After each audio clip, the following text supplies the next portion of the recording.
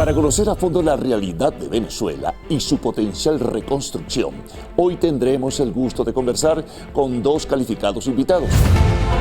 El doctor Oscar Doval, médico neuropsiquiatra y especialista financiero con extensa trayectoria en el mundo bancario y corporativo, y con el doctor Eric Boscan, abogado especializado en finanzas.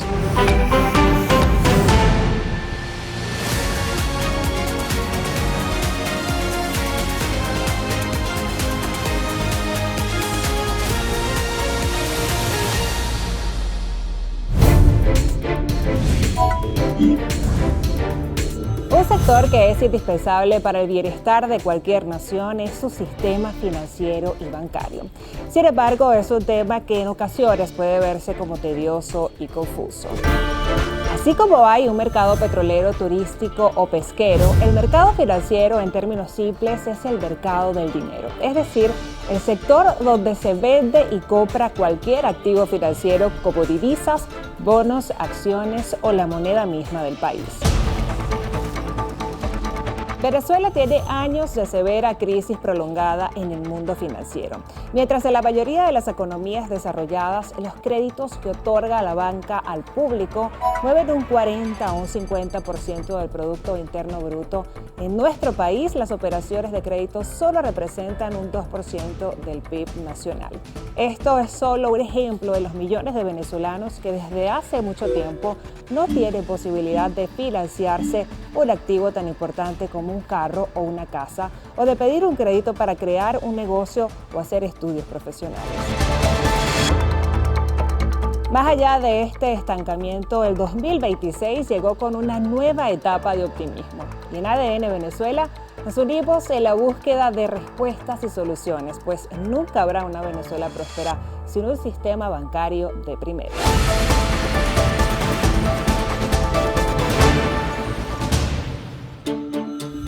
Para entender a fondo el sistema financiero actual de Venezuela, traemos a nuestro primer invitado, el doctor Oscar Doval, médico neuropsiquiatra con amplios estudios y experiencia en el mundo financiero y corporativo. Así que, Oscar, muchas gracias por estar con nosotros y comenzamos a compartir este diálogo que se extiende, ¿no? Y más en el tiempo que estamos viviendo. Por ejemplo, ¿qué diagnóstico harías del sistema financiero venezolano en este año 2026? Bienvenido. Gracias por la invitación, de verdad muy honrado estar aquí en este maravilloso espacio ADN. El sistema financiero venezolano ha venido creciendo, no desde el punto de vista operativo transaccional, que ya es bastante amplio y extenso. Recordemos que el 95% o más de la población venezolana está bancarizada. Esas son cifras récord para la región. Y 98% de las transacciones comerciales son digitales en Venezuela. Estamos hablando que solamente se maneja un 2% de la población con efectivo. Eso también es récord en la región. ¿En qué estamos fallidos? En crédito. ¿Por qué razón? Desde que se tomaran las medidas de encaje extraordinario, o sea, que quiere decir que los bancos tienen que tener mucho dinero depositado, el Banco Central de Venezuela, para evitar inflación, pues la banca nacional tiene muy restringida la capacidad de dar crédito. Y aquellos créditos que conocimos de alguna época maravillosos, tarjetas de crédito, créditos al consumo, la posibilidad de que pymes, de que microempresas, de que hipotecario. Crédito hipotecario. Gracias, Carlos. Qué maravilla, aquella cosa histórica. Eso es. Créditos hipotecarios, créditos masivos no, créditos muy importantes, números para vehículos. Eso desapareció o casi se extinguió. Hoy tenemos un sistema bancario que en su conjunto pues, tendrá unos 30 bancos y que está prestando apenas unos 3.500 millones de dólares. Fue lo que prestó a finales del año pasado. Para que tengan una idea, eso es el 2.6% del Producto Interno Bruto. En el pasado, estoy hablando del siglo XX, estoy hablando de hace 10 años atrás, Venezuela en su conjunto, el sistema financiero, el sistema bancario, los préstamos del sistema bancario pesaban alrededor de un 10 al 15% del PIB. O sea, que quiere decir que lo hemos reducido importantemente. Estamos hablando de un sistema financiero que podía haber prestado si estuviéramos hace 10 años atrás, unos buenos 20.000 millones de dólares, ahorita estamos prestando 3.500 millones de dólares, lo que es muy poquito para las necesidades, Comparación, claro. Sí, para las necesidades de las empresas de Venezuela, para las necesidades del ciudadano en general del país. ¿Cómo explicarías, Oscar, a la ciudadanía la importancia de un sistema financiero sólido para retomar lo que se denomina la vida cotidiana? Sistema financiero sólido en cualquier país que tenga una economía consolidada es aquel que puede brindar la posibilidad de apalancarse, de financiar, tanto para inversiones como para capital de trabajo, a las empresas o a los individuos. ¿A qué me refiero? Sencillo. Si tú tienes una empresa que fabrica neveras, tú esperarías que tú puedas contar con capital para montar la planta para fabricar, ¿okay? Que te lo facilita el sistema financiero, después se lo pagas, obviamente, ¿no? Y también capital para comprar tu inventario, ¿okay? Que ves las piezas con las que fabricas las neveras. Si no, es imposible que a pulmón, que a fuerza propia, tú puedas montar una gran empresa. Un individuo que se quiera comprar, como tú mencionabas en la primera parte, una casa.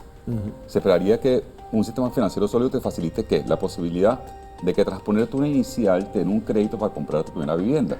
Después que termines de pagarla, compras una segunda, así construyes tu patrimonio personal. Ese es un sistema financiero sólido, sencillito para la ciudadanía. Es aquel que te apalanca, que te financia, que te permite crecer desde el punto de vista empresarial y desde el punto de vista personal. Claro, tomando en cuenta ese crecimiento también en la inversión en la bolsa de valores pareciera estar tomando fuerza estos últimos meses. ¿Cuáles son los pros o los beneficios, carencias que está presentando en la actualidad la bolsa de valores? Maravillosa pregunta también, Giselle, de verdad. La bolsa de valores en Venezuela ha sido siempre vetusta. ¿Qué quiero decir? Ha sido como una especie de cosa escondida, chiquitica, a diferencia de otras partes del mundo. En los países con economías muy grandes, bueno, gracias a los Estados Unidos, los países europeos, la bolsa de valores, digamos que es como el gran financista para hacer que las empresas se puedan apalancar o crecer de largo plazo. No, y el ciudadano común también. Y el ciudadano también, claro. llega para allá. Okay. Muy bien, que es la manera de democratizar el capital. ¿A qué me refiero? Si yo tengo una empresa como Apple, una gigante americana de tecnología, de telefonía, que todos lo sabemos, y Apple tiene un gran proyecto de crecimiento que puede demorarse 30, 40 años. Lo normal es que saque acciones en el mercado de valores para poder justamente apalancar ese plan de crecimiento. Claro. En Venezuela, las empresas que hacen bien en el mercado de valores, que son muy pocas, por cierto, creo que no llegan a las 40 empresas en total haciendo vida continua. Lo que hacen es justamente sacar acciones o a veces papeles de deuda para justamente financiar esos proyectos que son de muy largo plazo. La banca sirve para financiación más de corto plazo, tradicionalmente. Lo que pasa es que en Venezuela la banca ha ocupado ambos espacios históricamente, porque no le hemos parado mucho al sistema de valores venezolano. Ciertamente, cuando la banca se empequeñeció un poco desde el punto de vista de capacidad de financiación por las medidas de encaje para evitar la inflación, que tomó el gobierno, creo que lento más para evitar la inflación, pues el mercado de valores empezó a surgir como una alternativa para financiar. Entonces, en los últimos años lo que hemos visto es una banca un poco quieta o paralizada y un mercado que ha venido creciendo mientras ocupando ese espacio que la banca tampoco ha podido ocupar. Y encontramos que hay empresas incluso medianas que tradicionalmente no han hecho bien en el mercado de valores y que empiezan a emitir papeles de deuda, empiezan a emitir acciones, pero no solamente eso. Para nosotros los ciudadanos, ¿okay? Los que no somos necesariamente empresarios, que no tenemos grandes empresas, pero queremos invertir, ahorrar. Resulta que tenemos una moneda que es el bolívar, que lamentablemente ha sido y ha sufrido los embates de la devaluación, y hemos encontrado en el mercado de valores la posibilidad de invertir en bolívares o en divisas, pero también en bolívares, y además tener ganancias bien importantes, no solamente proteger nuestra platica de la devaluación, sino tener ganancias hasta un 15, 20, 25% al año. Ahora, ¿qué hacer para romper la atomización de ese mercado de valores y cómo democratizar ese capital que tú señalabas? ¿Qué decisiones se pueden tomar en ese sentido? ¿Sabes qué hay que hacer? Y es responsabilidad nuestra, los empresarios privados que hacemos bien al mercado de valores, me incluyo ahí, y también del gobierno, la Superintendencia de Valores, por ejemplo, y del Ministerio de Finanzas, hacerle toda la publicidad posible, en el buen sentido, al mercado de valores venezolano. Porque es sólido. No hay historia, escuchen esto, no hay historia de quiebres recientes de empresas en el mercado de valores. Recientes estoy hablando de los últimos 20 años, ¿no? Hace 5 o 4 años. Contrariamente, las empresas que hacen vía en el mercado de valores venezolano están tan sometidas a regulación, o sea, son tan vigiladas, y son empresas privadas. Hay una que otra pública, como Cantebek, que es una empresa del Estado de Telecomunicaciones, pero casi todas son privadas, tan vigiladas que tienen que manejar adecuadamente sus dineros. Hay desinformación, considero, probablemente falta de confianza, ¿no? Para las personas pues sí. Invertir allí. Y además la gente piensa que para invertir en el mercado de valores tienes que ser rico. Un tipo rico, millonario, o tienes que saber mucho. Bueno, ¿dónde coloco la plata acá? No vale, tú de repente te compras participación en un fondo mutual, que los hay, y muy bueno, que tienen varias acciones adentro. Resulta que sin mayor vigilancia, tú metes unos realitos ahí, 30 bolívares, 40, no estoy hablando de masas de dinero. Y esos reales se te multiplican con el paso del tiempo. Te voy a interrumpir Maravilloso. porque vamos a una pausa, Oscar. Seguiremos conversando con el asesor y experto financiero Oscar Doval sobre la importancia que tiene para un país exitoso su sistema financiero y bancario. Así que quédense con nosotros que enseguida vamos a regresar.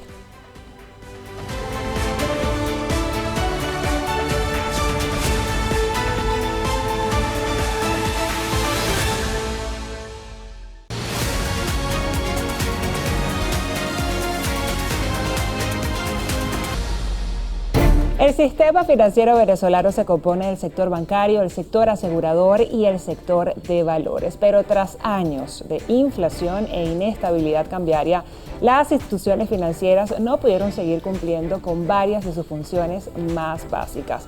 ¿Cómo logramos un sistema donde los ciudadanos tengan múltiples opciones de financiamiento a disposición? Para seguir hablando de ese tema justamente, Bueno, continúa para con nosotros el doctor seguimos con Oscar Doval. ¿Sabes qué? Que lo interesante, dos cuestiones, y te voy a decir una que es como de largo plazo, y es la respuesta más purista que puedo dar, que es que en la medida que la economía mejore estructuralmente, pues obviamente el sistema bancario va a mejorar, el sistema bancario no, el sistema financiero va a mejorar, y entonces es posible ampliar la penetración del sistema financiero para que permee sobre todas las empresas públicas y privadas y sobre las personas de a pie. Pero es una respuesta muy retórica, muy bonita y muy adecuada. Pero desde el punto de vista real y pragmático, sería muy interesante abrir el sistema financiero venezolano a capitales internacionales que estén dispuestos a financiar, igual que están dispuestos a invertir en temas de petróleo, están dispuestos a invertir en temas de agroindustria, en temas, tú sabes, de otra naturaleza. De hecho, muchos inversionistas tocan la puerta de Venezuela hoy para invertir. Bueno, inviertan en la banca, inviertan en el mercado de valores, inviertan en el sistema asegurador, el sector asegurador venezolano. Y para eso el gobierno debería facilitar esas inversiones y entender que Venezuela tiene que ser un país multimoneda. Pues si tú das préstamos o financias en bolívares, vas a producir inflación y en consecuencia devaluación. Entonces pagan para hoy y hambre para mañana, porque los reales que estás cogiendo prestados se van a disolver por temas inflacionarios en 2 segundos. Pero si tú permites que Venezuela se vuelva un sistema financiero multimoneda, donde conviva el dólar, el euro, más el bolívar, probablemente encuentres que dando préstamos en monedas duras, no produce ni devaluación ni inflación. En Venezuela solamente el mercado de valores permite emisiones en divisas, pero la banca lo tiene expresamente prohibido. Un sistema financiero multimoneda con inversionistas afuera colocando platica acá sería una solución regia para financiar las necesidades. ¿Cuáles han sido, Oscar, los errores fundamentales de la política económica y que, bueno, ha tenido su incidencia y ha tenido su impacto en el sistema financiero en las últimas décadas? El error más grave que cometió el gobierno venezolano por allá desde el 15, 16 hasta el año 2020 fue publicar dinero inorgánico, gran cantidad de bolívares que no tenían valor. Y los prejuicios ideológicos también empezaron allí. Sí, es que es un tema, qué bueno que dices eso, Carlos. Cuando tú aplicas dogmas y temas ideológicos a la economía, la sueles fregar. Suele fregar en cualquier parte, no solamente aquí. Sí. La economía es economía y se debe pensar desde el punto de vista económico y financiero. Es para el beneficio de todos. Pero obviamente es para el beneficio de todo el mundo. Además, tú me dices, un gobierno que se dedica a ciertos dogmas de izquierda o derecha, si hace una buena gestión económica y la gente está contenta económicamente, ¿tú crees que la gente no va a suscribir o a respaldar el liderazgo de ese gobierno? Pues claro que sí, ¿no? Yo creo que el gran problema fue en un tema dogmático, como dice Carlos. De alguna forma, por el tema de las sanciones, se trató de financiar el déficit fiscal que había, publicando dinero que no tenía valor. Eso produjo inflación, pulverizó el tema económico, o sea, básicamente el dinero perdió valor y capacidad de adquisición, y la banca se vio obligada a restringir la capacidad de préstamo porque si no iba a producir más inflación. Eso fue lamentablemente lo que ocurrió. Doctor Doval, tras lo ocurrido estos últimos meses, hay quizás un aire de optimismo, ¿no? De esperanza sobre un incremento sustancial de capital extranjero en el país. ¿Qué tanto impacto podría tener esto en la banca y en las finanzas? Mucho. En general, que entre capital extranjero propiciaría, uno, recuérdense que Venezuela es un país productor de petróleo y exportador de petróleo. Y no es algo, aunque la gente habla de diversificación de la economía y todo lo demás, que es el mundo ideal, no es algo... Viejo concepto, cepalino. Sembrar el petróleo y todo este tipo de cosas, aunque sembrar el petróleo no viene por ahí exactamente, pero bueno, digamos que se ha popularizado. Pero ¿sabes qué? Venezuela es un país que es productor de energía y de conocimiento energético tradicionalmente, y no hay que decir de eso. Ha sido nuestra gran fortaleza y puede seguirlo siendo en el futuro. Venezuela depende de la explotación petrolera o de la economía petrolera en la medida que nosotros mejoremos el sector petrolero, la producción de petróleo, lleguemos a máximos históricos de 3.500.000 barriles por día. Ahorita estamos en 1.100.000, 3.500.000, 3 veces más. Vamos a encontrar que va a haber mejoras económicas. Para lograr eso necesitamos inversión extranjera, inversión directa. Es difícil a fuerza propia, a esfuerzo, tú sabes, monedita, nosotros los venezolanos o el gobierno nacional, que eso se logra. Entonces, en la medida que entre capital para inversión directa, vamos a encontrarnos la maravillosa circunstancia de que vamos a ver mejoras estructurales en la economía y eso va a beneficiar no solamente al sector petrolero, energético y al Estado venezolano, también a la banca nacional, que es parte de todo el ecosistema económico nacional. Claro, ¿y cuáles serían esas principales reformas legales? Porque como en todo, pues tiene que existir un orden, ¿no? ¿Cuáles serían esas reformas legales e institucionales que se deben hacer en Venezuela para estimular justamente ese crecimiento en la banca? Sabes que les tengo noticias frescas porque acabo de regresar de Bogotá, donde tuvimos un encuentro con empresarios allá a través de la Cámara de Comercio de Bogotá y todos preguntaban exactamente lo mismo, que es un poco la receta que hay que darle a señores de la Asamblea Nacional. Señores de la Asamblea Nacional, escúcheme chiquitico. Muy bien vista la reforma de la ley de hidrocarburos. ¿Qué hace la reforma de la ley de hidrocarburos recientemente habida? Fundamentalmente protege al privado desde el punto de vista fiscal, o sea, da beneficios fiscales al privado. Hace que el privado tenga control operativo. Control operativo quiere decir que pueda controlar la operación petrolera, la producción de petróleo o gas. Pero además también da garantías jurídicas, porque los diferendos o diferencias que pueden existir entre el privado y PDVSA se resuelven aquí y en el exterior. Quiere decir que tenemos un árbitro imparcial fuera de Venezuela que puede decir. Que era antes así. ¿Ah? Antes era así. En el pasado fue así. Sí. Después no ocurrió más y ahorita vuelve a ocurrir con esta reforma de la ley de hidrocarburos. Eso los inversionistas afuera lo ven como algo bien positivo. ¿Qué le dicen a uno? Mira, ¿y por qué no extienden eso a todos los sectores? Porque no tenemos contratos, claro, con el regulador que a través de una nueva ley de inversión, es lo que te piden para ser concreto. Nueva ley de inversiones, señores del Congreso. Existe ley de inversión, pero digamos que está un poquito caduca, pues. Nueva ley de inversiones donde ¿qué? Le demos facilidades fiscales. Recordemos que el régimen fiscal venezolano es muy voraz.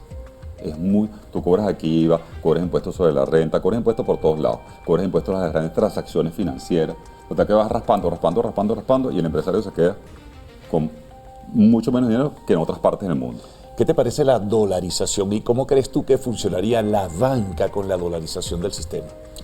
La dolarización formal del sistema me parece nefasta, no solamente en Venezuela, en cualquier parte del mundo se lo debe aplicar. Vas a encontrar rivales. Va a encontrar muchos rivales, yo lo sé, pero bueno, también... Esas opiniones encontradas con ese tema. Así es, hay que decir lo que uno cree y además sustentarlo, ¿no? ¿Por qué razón? Fíjense, los países que pierden su moneda natural, y tenemos casos en Latinoamérica como es Panamá y Ecuador, suelen destruir el sector secundario de la economía. Razón sencilla, se vuelven muy poco competitivos desde el punto de vista de manufactura o sector industrial porque se dolarizan y sus salarios y sus costes se tornan al precio de los más caros del mundo o al valor de los más caros del mundo, que suele ser el norteamericano. O sea, son sus precios preferenciales. Entonces tú ves que cuando dolarizan los países, el sector terciario de servicios crece, el sector primario de materia prima puede crecer o no, pero el secundario suele desaparecer y se ponen poco competitivos con respecto a sus referentes de la región. Es sencillo, cuando usted maneja la política monetaria de su país y tiene su propia moneda, caso Dominicana, que tiene dos monedas, tiene el peso dominicano y tiene el dólar también como moneda de curso sin ningún tipo de problema, tú puedes decidir cuando tu moneda está muy preciada, su valor es muy alto y puedes bajarlo un poco para ser más competitivo. Puedes manejar esos elementos a través de intervenciones. ¿Okay? Y yo creo que eso te da autonomía, no solamente que no depende, no es el tema soberano de que dependo de los gringos, no, nada de esas cosas. Sí. Autonomía para ser más competitivo en el comercio internacional y lo que es la inserción financiera global. Bueno, el sistema dual pudiera ser una posibilidad. A mí me parece una belleza sistema, hay que ver Dominicana, que la tenemos enfrente y funciona muy bien. Importante. En ADN Venezuela nos enriquecemos con el análisis y las propuestas del médico y especialista en finanzas, el doctor Oscar Doval, que sigue con nosotros para conocer mejor las claves del país que se puede construir. No se lo pierdan en el próximo segmento de ADN Venezuela.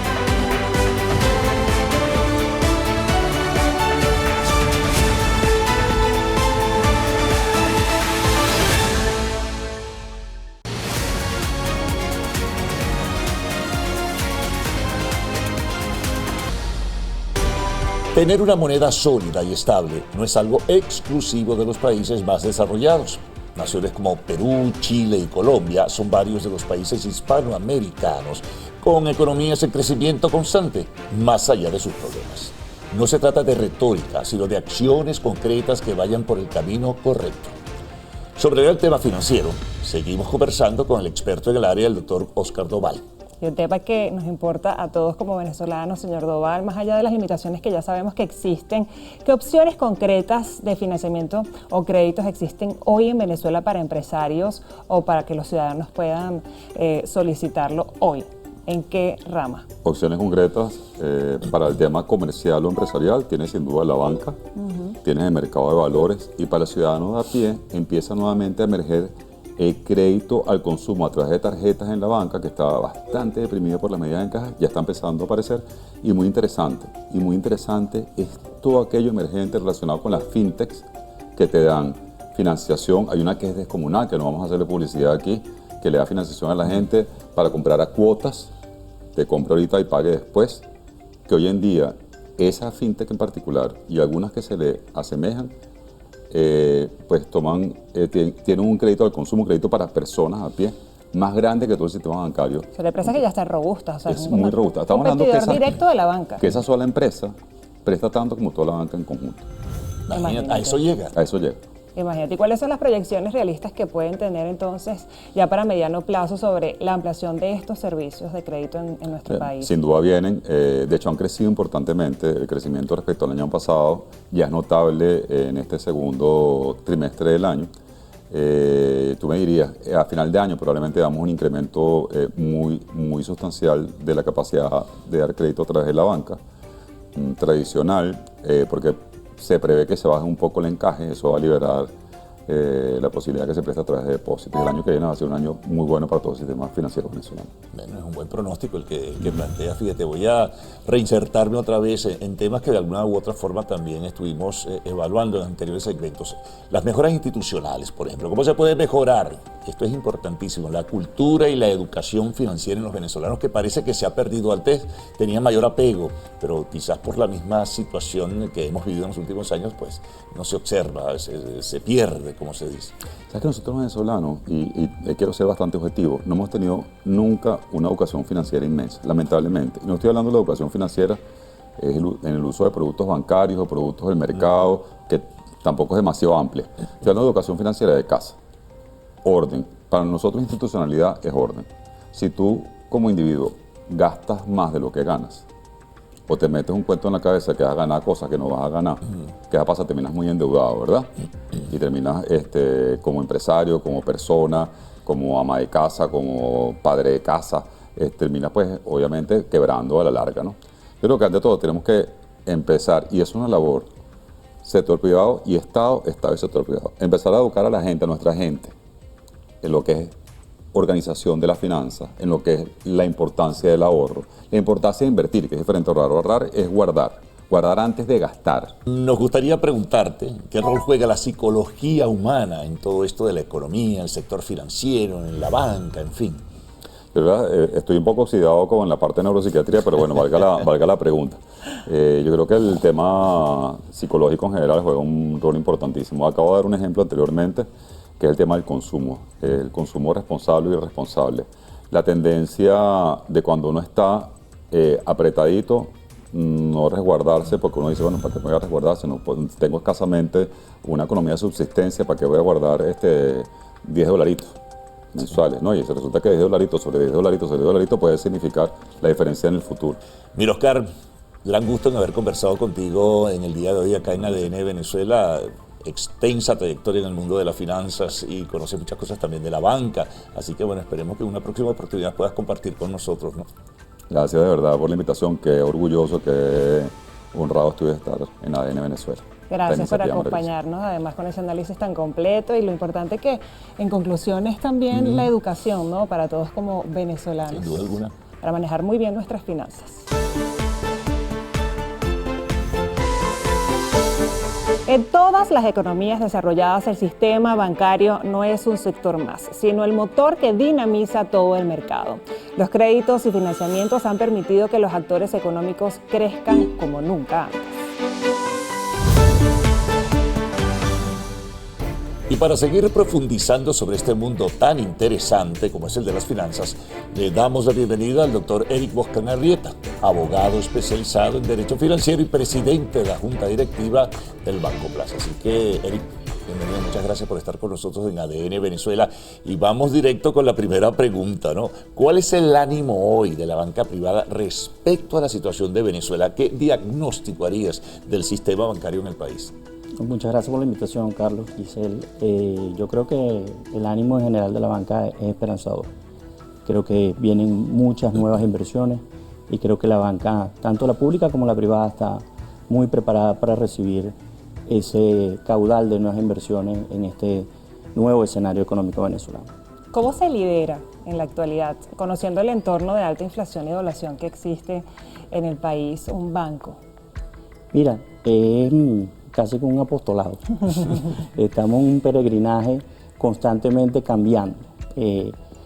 La alta inflación, la hiperinflación, bueno, ya hemos salido de los esquemas hiperinflacionarios, pero la alta volatilidad del mercado nos lleva a que siempre tenemos que estar innovando, siempre tenemos que estar cambiando esas proyecciones que inicialmente hacemos y todos los días estar pendientes del negocio para no quedarnos atrás del tsunami económico que a veces nos puede llevar por delante. Voy a colocar algo más. Hablabas de una banca que tenga posibilidades de crecer, obviamente, pero para ello se requiere del dinero y el dinero viene por vía de la renta petrolera. ¿Y cómo se va a distribuir ese dinero para que llegue a los diferentes sectores? Entre ellos, el fundamental que es la banca.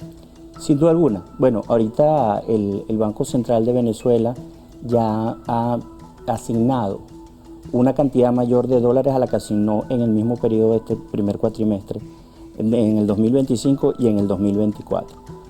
Te digo concretamente, en mayo, la asignación por intervención petrolera, llamémoslo así, o de la factura petrolera, está por el orden de los 1.350 millones de dólares.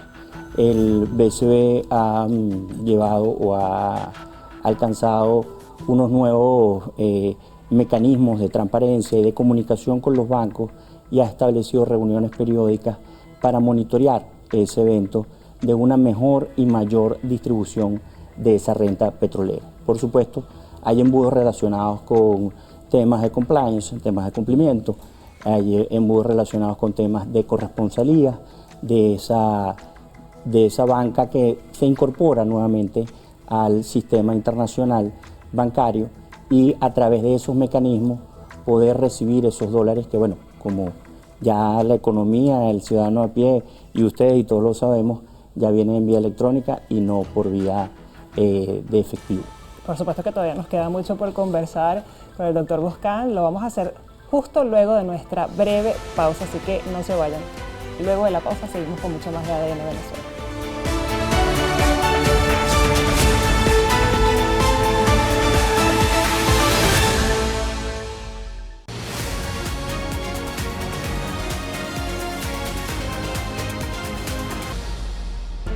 Venezuela pasó de ser una de las economías más fuertes de la región a tener un mercado donde el crédito no existe para la gran mayoría, sin muchas de las opciones que ofrece el mundo moderno para crecer económicamente. Esto es un drama más allá de los números. Venezuela solo puede ser próspera con un sistema bancario de primera, por lo que nos convoca a todos el deber de hallar las respuestas y soluciones. Bueno, continuamos conversando sobre este y otros temas que son de gran interés en ADN Venezuela con el experto en temas bancarios, Eric Boscan. Bueno, Eric, ¿qué se está haciendo y qué falta por hacerse para que el venezolano pueda volver a tener servicios de crédito? Eso tiene que ver con algo que mencionábamos anteriormente, que es el dinero y su distribución, pero por lo pronto, ¿cómo darle aliento y esperanzas a los venezolanos para tener el acceso al crédito? Te diría que por el flujo internacional de divisas que ahora vendrá a Venezuela, te diría que pudiésemos aumentar el porcentaje aproximadamente. Del sistema bancario nacional nosotros tenemos depósitos en divisas por un orden de los 2.200 millones de dólares aproximadamente. Eso podría aumentar, eso representa el 35% de los depósitos totales de la banca y yo creo que podríamos en el mediano plazo aumentarlo para este año a un 50-60% de los depósitos totales de la banca. Y te diría más, creo que hay alguna medida que puede tomar el Ejecutivo Nacional para aumentar esos depósitos inmediatamente, que es derogar el impuesto a las grandes transacciones financieras para los depósitos en dólares. Eso permitiría, como coloquialmente lo llamamos, que el colchón bank, es decir, esos dolaritos que tiene la gente debajo del colchón o en su casa, puedan insertarse en el caudal y en las cuentas de depósitos en dólares que tenemos toda la banca. Porque tú comprenderás que si yo tengo $100 y después me van a cobrar para retirar esos $100, por supuesto, esos $100 no los voy a depositar en la banca. Y hay un circulante importante que no está formalmente dentro del sistema financiero. Y es un circulante que puede también dinamizar la economía. Es significativo ese circulante. Sin duda alguna. A mí no me gusta dar cifras que no manejo. Te diría, hay estimaciones relacionadas con que ese circulante es 3 veces el que tenemos la banca, el que tiene la banca. Es decir, que estamos hablando de probablemente 13.500, 7.000 millones de dólares. Lo digo con responsabilidad porque a veces, como uno no sabe de dónde saca, porque es una medición difícil por la medición de la información, de la data, de procesar esa data, de cuánto está, entonces son siempre estimaciones. Palabras menos, palabras más, por ahí están esos números. No, y ojalá pudiera incluso prestarse en dólares, ¿no? Que es el propósito y la intención. Bueno, ¿qué rumbo recomiendas para el sistema monetario del país? Fíjate, se ha abierto una discusión. Dolarización, sistema dual o retorno de Bolívar como moneda fundamental. ¿Hacia dónde te inclinarías? Te contesto esta pregunta primero con la posición del central, que ha sido bastante enfática. El ente emisor ha dicho que descarta totalmente la posibilidad de la dolarización. Ahora, mi opinión personal, sin duda alguna, el sistema dual.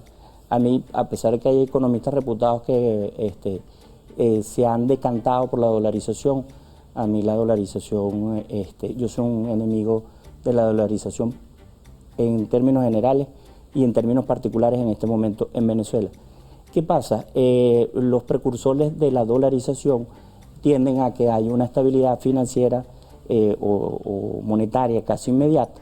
Va a haber un control de la inflación, la estabilidad cambiaria te va a permitir aumentar esos créditos y tienes todos esos beneficios.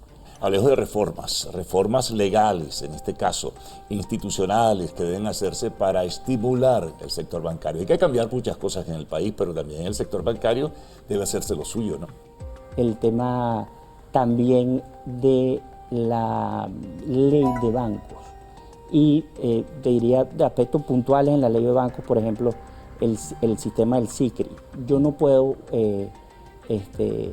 intercambiar información financiera con mis pares sobre el tema de riesgo de crédito, de si tú estás insolvente o no. Eso es algo que tenemos que cambiar porque el sistema financiero es uno solo y los bancos tenemos que conocer a quienes le podemos prestar, quién es buena paga y quién no. Y básicamente tú en un sistema de crédito valoras 2 cosas: la capacidad de pago y la intención de pago. Tú puedes tener dinero, pero puedes ser un maule. Sí. Entonces, y hay muchos. Entonces, y hay muchos que pueden tener toda la intención de pagar, pero no tienen la capacidad. Entonces, nosotros tenemos que conocer a fondo ese sistema y tenemos que ir a una reforma puntual en ese sentido y en general dinamizar el tema de la regulación bancaria para que los bancos podamos afrontar los nuevos retos de la competencia fintech. ¿Qué mejoras y tareas pendientes entonces tendría la banca venezolana para fortalecer servicios como este, que sabemos pueden ser un reto? Yo creo que el norte de toda banca, aquí y en cualquier lado del mundo, es poner al cliente primero. Yo creo que los banqueros no somos muy queridos es porque los trámites bancarios son muy engorrosos. Cualquiera de aquí lo puede haber pasado. Incluso hasta yo mismo, con cuentas en otros bancos, también me doy cuenta de lo engorroso que puede ser un sistema. Eso es parte de lo que hablábamos antes, de también esas reformas importantes que hay que hacer. Pero te comento que tanto la banca pública como la privada hemos tenido grandes avances en tecnológicos para proveer más y mejores servicios al cliente. Y creo que esos dos retos que nos vienen o que ya están aquí son inteligencia artificial y ciberseguridad, proteger el dinero de nuestros clientes ante los eventuales ataques cibernéticos. En cuanto a lo que ha ocurrido estos últimos meses, el doctor Boscan, ¿qué reflexiones puede hacer desde la banca interna sobre el restablecimiento de relaciones entre Venezuela con el Banco Mundial y el Fondo Monetario Internacional? Maravilloso, porque ahí tenemos dinero. Ahí tenemos dinero en el Fondo Monetario Internacional. Creo que son casi 5.000 millones. En ¿no? efecto, tenemos 5.000 millones en derechos especiales de giro.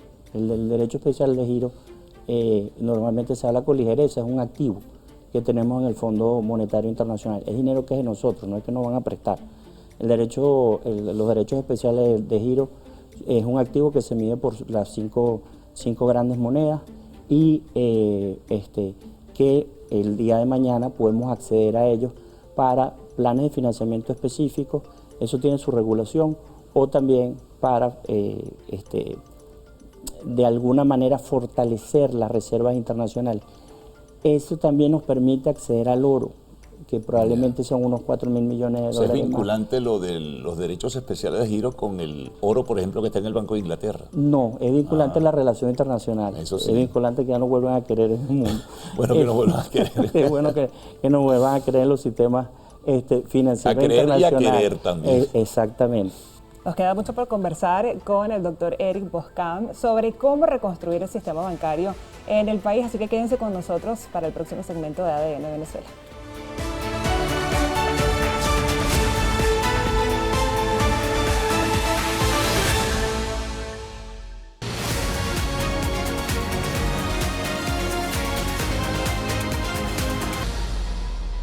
Aunque Venezuela viene con décadas de deterioro en su sistema financiero, el año 2026 ha traído un optimismo generalizado para toda su economía y la banca venezolana es una protagonista fundamental en este proceso.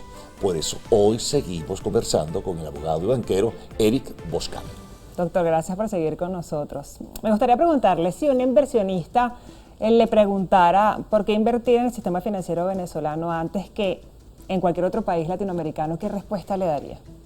Bueno, te sorprendería que no le tengo que decir nada porque ya saben. Ya se han acercado. Me sorprendí yo mismo porque no es que ha habido un acercamiento. Han existido varios acercamientos tanto de inversionistas nacionales como foráneos por el tema de la banca. Y en general te diría, que tenemos casi posibilidades infinitas de avanzar. Algunos números. La cartera de crédito venezolana ronda los 3.000 millones de dólares. Te doy una economía pseudopetrolera como la colombiana, que no llega a los 750.000 barriles diarios de exportación de petróleo.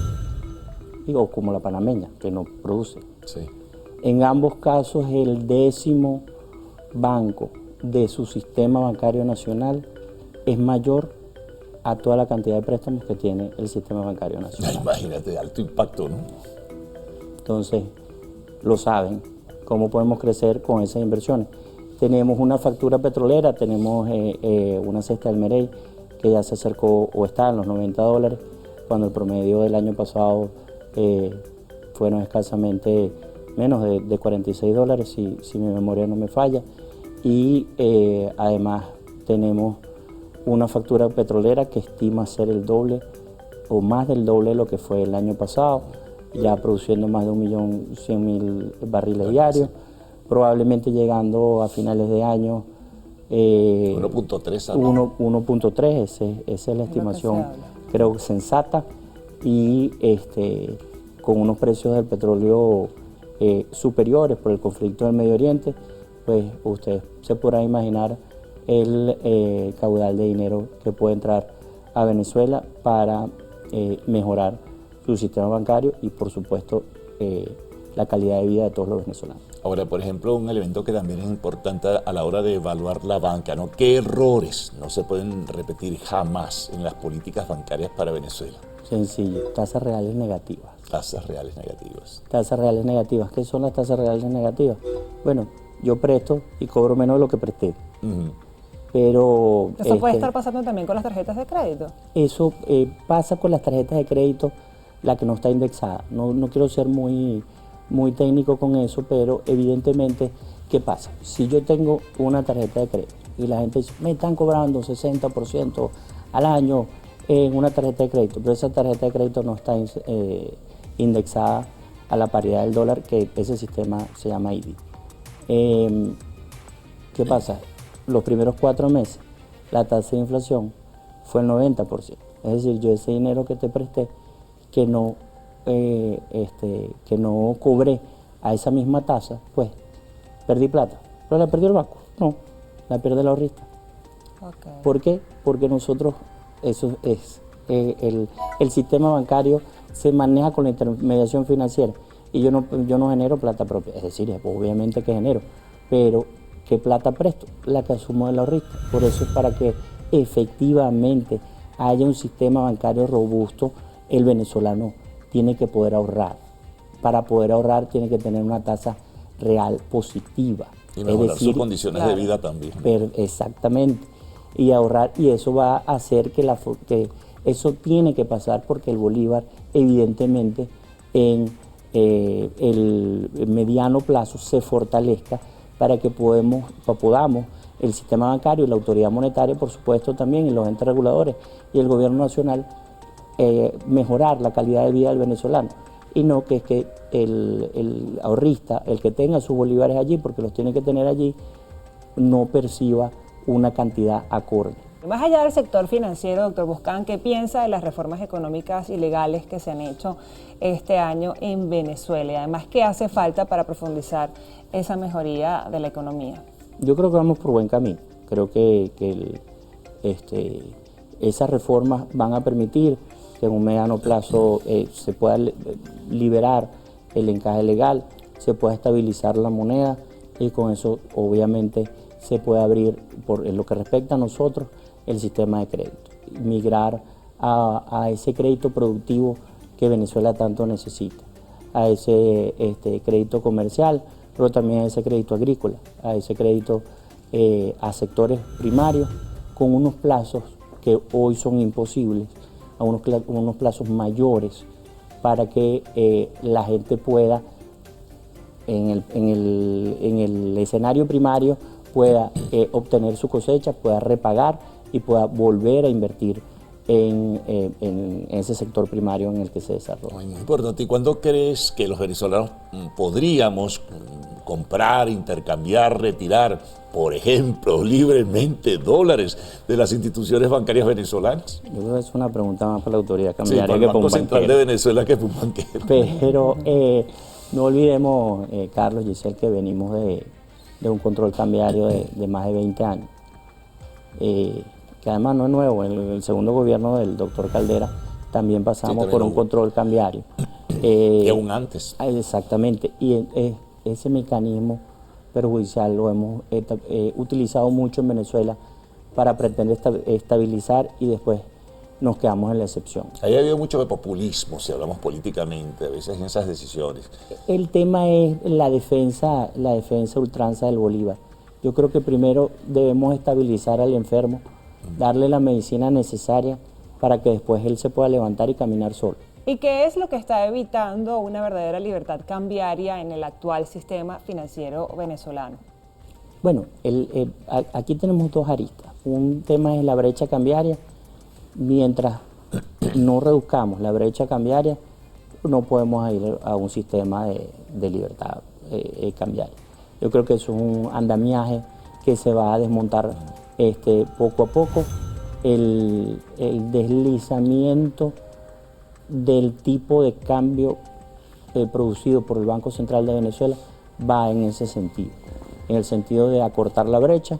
Y tú me dirías, bueno, ese deslizamiento tiene mucho tiempo, pero ahora tenemos más recursos, ahora tenemos más posibilidad de que el central le inyecte una mayor cantidad de dólares y una estabilidad en ese flujo, porque teníamos antes un problema. Bueno, no sabemos cuánto vamos a vender, no sabemos con qué descuento, con el tema de las sanciones, no sabemos si agarraron un buque por ahí y ese dinero al final no pudo entrar a Venezuela. Ahorita tenemos un flujo de divisas estable y continuo que va a permitir a la autoridad cambiaria, a la autoridad monetaria, evitar ese rezago cambiario que aún hoy tenemos. En el sistema de pagos, esa crisis que vino del manejo del efectivo y de la ausencia del efectivo y también de los temas de haber pasado por hiperinflación, llevó a la banca venezolana, llevó al sistema venezolano a integrarse con mecanismos de pago muy eficientes. Tenemos pago móvil, código QR, NFC, tenemos débito inmediato, crédito inmediato, tenemos una cantidad de mecanismos, además innovadores y con estándares mundiales. Venezuela de verdad en ese sentido está muy avanzada y nos tocó por la vía dura, pero bueno, gracias a Dios, ahorita yo creo que el reto, como te comentaba antes, sobre todo es temas de ciberseguridad, de proteger nuestras instituciones, porque obviamente a mayor dinero, Sí. mayor ataque. Sí. Pues te quiero agradecer muchísimo, sobre todo, Eric, la información que va a servir para que nuestros televidentes se nutran bastante mejor de cómo es el funcionamiento y la dinámica de la banca venezolana y lo que está bueno y positivo por venir, ¿no? Aunque queda mucha tela que cortar, nos despedimos del abogado y especialista financiero Eric Boscán Arrieta. Desde la virulenta crisis bancaria que vivió Venezuela en 1994, el modelo financiero del país ha dado fuertes señales de agotamiento. Un sistema que terminó por decaer en el siglo XXI cuando millones de venezolanos vieron perder sus ahorros y sus posibilidades de financiamiento. Pero el 2026 ha abierto un nuevo panorama para el mundo financiero y bancario que no puede recibir mejor noticia que la llegada masiva de capitales que dinamicen la economía. No habrá forma de que Venezuela se desarrolle sin capital disponible para que las empresas expandan su producción. Y para esto no basta solo con la llegada de inversiones, sino con una reingeniería de toda nuestra estructura financiera. Mediante mejoras que avancen hacia una modernización del marco jurídico y tecnológico, hacia una mayor institucionalidad y disciplina fiscal de las autoridades, hacia una mayor libertad y eficiencia para intercambiar activos en instituciones venezolanas y hacia un mercado de valores más competitivo. Venezuela estará construyendo un sistema financiero que sea fuente de prosperidad para la nación. En ADN Venezuela seguiremos analizando con profundidad cómo alcanzar el desarrollo pleno de la nación. Nos vemos en una próxima entrega.